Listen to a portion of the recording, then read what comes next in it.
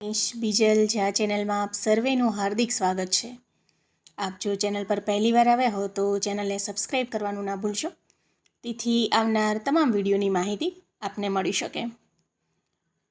આજના વિડીયોમાં આપણે સાંભળીશું કે રાધા કૃષ્ણના પ્રેમની આ અદ્ભુત કથા. વેલેન્ટાઇન ડે હમણાં જ ગયો. રાધા કૃષ્ણના પ્રેમની વાત કરીએ તો પ્રેમનું સર્વોચ્ચ અને ઉત્કૃષ્ટ સ્વરૂપ એટલે જ રાધા કૃષ્ણ. રાધા વગર શ્યામ અધૂરા છે અને શ્યામ વગર રાધા.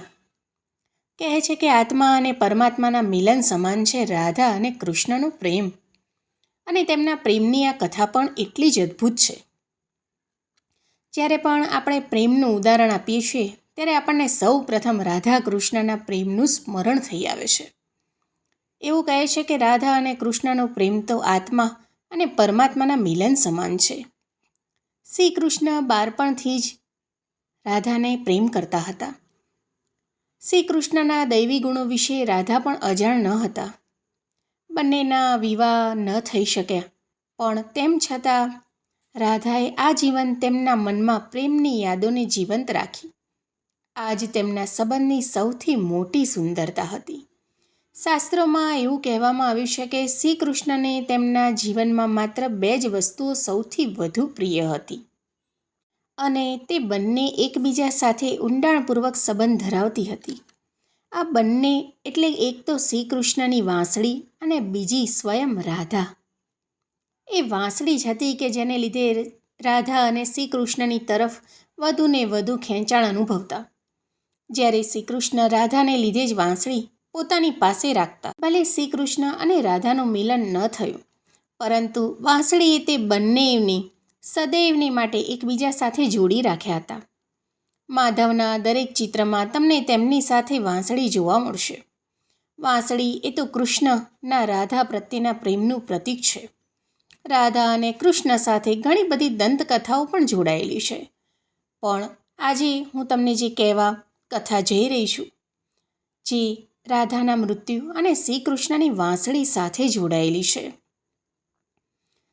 સમય આગળ વધ્યો. કૃષ્ણ દ્વારિકામાં વસ્યા. કૃષ્ણએ સર્વપ્રથમ રૂકમણી સાથે લગ્ન કર્યા અને ત્યારબાદ રાજકીય સંબંધો જાળવવા શ્રી કૃષ્ણએ અનેક વિવાહ કર્યા. તો બીજી તરફ એક યાદવ સાથે રાધાના લગ્ન થયા હોવાની કથા પ્રચલિત છે. રાધાએ પણ વિવાહ બાદની તેમની તમામ જવાબદારીઓ પૂર્ણ કરી. તેઓ વૃદ્ધ થયા, પરંતુ તેમનું મન તો હજી શ્રી કૃષ્ણ પ્રત્યે સમર્પિત હતું. એટલે જ્યારે જીવનના બધા જ કર્તવ્યોથી મુક્તિ મળી, ત્યારે રાધા છેલ્લી વાર તેમના પ્રિય કૃષ્ણને મળવા દ્વારિકા પહોંચ્યા. દ્વારિકા જઈને રાધાને શ્રી કૃષ્ણના અનેક વિવાહની ખબર પડી, પરંતુ તે બિલકુલ દુઃખી ન થયા. રાધાને જોઈને શ્રી કૃષ્ણ ખૂબ જ ખુશ થઈ ગયા. બંને એકબીજા સાથે ઈશારાઓથી વાતો કરતા હતા. દંતકથા એવી છે કે કૃષ્ણની આ નગરીમાં રાધાને કોઈ જાણતું ન હતું. આખરે રાધાની વિનંતી પર કૃષ્ણએ તેમને મહેલમાં દેવિકા તરીકે નિયુક્ત કર્યા. રાધા આખો દિવસ મહેલમાં રહી બધા કામ કરતા અને જ્યારે તક મળે ત્યારે કૃષ્ણના દર્શન કરતા. મહેલમાં રાધા શ્રી કૃષ્ણ સાથે પહેલાં જેવા આધ્યાત્મિક લગાવની અનુભૂતિ નહોતા કરી શકતા, એટલે તેમણે મહેલથી દૂર જઈને રહેવાનો નિર્ણય લીધો. તેમણે આ નિર્ણય એટલા માટે લીધો કે જેથી તે દૂર જઈ કૃષ્ણ સાથે ફરી પહેલાં જેવો જ ગાઢ આત્મીય સંબંધ સ્થાપી શકે. રાધા જાણતા નહોતા કે તે ક્યાં જઈ રહ્યા છે, પરંતુ ભગવાન શ્રી કૃષ્ણ બધું જ જાણતા હતા. સમય વીતતો ગયો. રાધા એકલા અને નબળા પડી ગયા. તે સમયે રાધાને ભગવાન કૃષ્ણની જરૂર પડી. ભગવાન કૃષ્ણ રાધાની અંતિમ ક્ષણે તેમની સમક્ષ હાજર થઈ ગયા. શ્રી કૃષ્ણએ રાધાને કંઈક માગવાનું કહ્યું, પણ રાધાએ તેમને ના કહી. જ્યારે કૃષ્ણએ રાધાને 2 વાર વિનંતી કરી, ત્યારે રાધાએ કહ્યું કે તે છેલ્લી વાર કૃષ્ણને વાંસળી વગાડતા જોવા માગે છે. વાંસળી લઈને કૃષ્ણ એક સુરીલી ધૂન વગાડવા લાગ્યા. કહે છે કે આટલી દિવ્ય ધૂન પૂર્વે ક્યારેય કોઈને નહોતી સંભળાવી કૃષ્ણએ. જ્યાં સુધી રાધા આધ્યાત્મિક રૂપથી કૃષ્ણમાં ન ભળ્યા, ત્યાં સુધી દિવસ રાત કૃષ્ણ વાંસળી વગાડતા રહ્યા. વાંસળીની ધૂન સાંભળતા સાંભળતા રાધાએ પોતાનો દેહ ત્યાગી દીધો.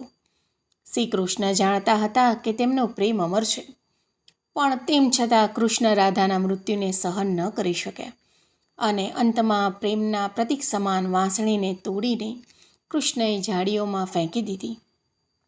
પ્રચલિત કથા એવી છે કે એ પછી શ્રી કૃષ્ણએ જીવનભર ક્યારેય વાંસળી કે અન્ય કંઈ પણ સંગીતનું સાધન વગાડ્યું ન હતું.